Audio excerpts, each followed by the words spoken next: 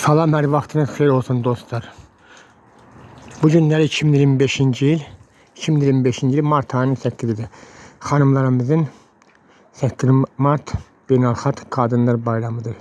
Bu münasibətlə Azərbaycanımızın da yaşayan və başqa ölkələrdə yaşayan müsəlman analar bacılarımızı, Türk qardaş ölkəmiz olan, bir millət iki dövlət olan qardaş ölkəmizi o yaşayan ana bacılarımızı, qızlarımızı, xanımlarımızı hər birini təbrik edirəm. 100 yaşasınlar, ailələrinin qədrini bilsinlər, incitməsinlər ailələrini.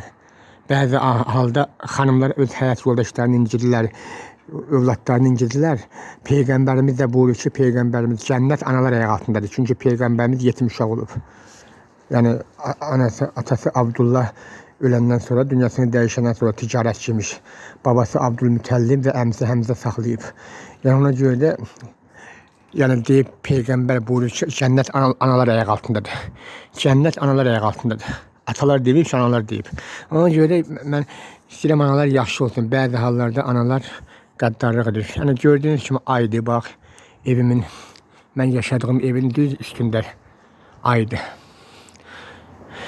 Mən də dualar edirəm. Mənim dualarımı Quranda 99 adı olan Allah'ım tez qəbul edir. Azərbaycan üçün, Türkiyəm üçün, bir millət iki dövlət qardaşlarımız, ölkəmiz üçün, dövlətlərimiz, xalqlarımız üçün dua edirəm. Allah Teala bizləri xatalardan uzaq eləsin, bizləri qorusun.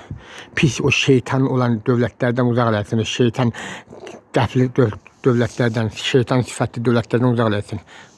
Allah bizləri qorusun, bir millət iki dövlətimizi qorusun. Mənim dualarımı Quranda 99 adı olan Allah'ım tez qəbul edir. Kimlərsə gülməli gələr, o gülən insanlara getsin, güzgünü qoysun aynası. Aynanı qoysun qarşısına, özünün bir daxilinə baxsın, görsün kim yaxşıdır. Mən Allah'ımı çox sevirəm.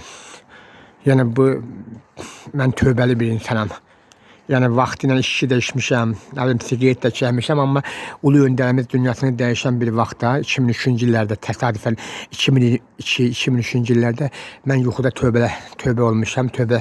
Ona görə mən Allah'ımı sevən bir insanam. Dualarımı da Quranda 99 adı olan Allah'ım tez qəbul edir. Yəni dualarım da belədir. Adətən deyirlər, ya Muhammed, ya Əli. Bir insan bir uğurlu bir iş üçün çıxanda, bir xeyirli iş üçün. Mən isə deyirəm, ya Muhammed, ya Əli, ya Hüseyin, ya Abbas. Quranda da buyurur ki, bir neçə dəfə ya Abbas adı çəksən, ya Abbas adı. İşlərin yaxşı olur, can sağlığı yaxşı olur, yolun açıq olur. Ya Abbas demək lazımdır. Onda ümumiyyətlə Peyğəmbərin adını çəkmək lazımdır. Əhl-i Beytinin, İmam Hüseynin, İmam Həsənin, Əbülfəsin, ağanın. Allah bizləri qorusun, dərddən belədən pis. O müharibə edən ölkələr var, mülki əhalini, silahlanıb mülki əhalini qırırlar, mülki əhaliyə günahsız insanlara şəhid edib. Onları Allah özü cəzalandıracaq. Bax, görürsünüz ayın böyründə bir dənə ulduz var, bax. Ulduzu görürsünüz, təxminən oradan görüşür, bax. Görürsünüz, ayın işığı düşür ona, bax. Ulduz. Aynen.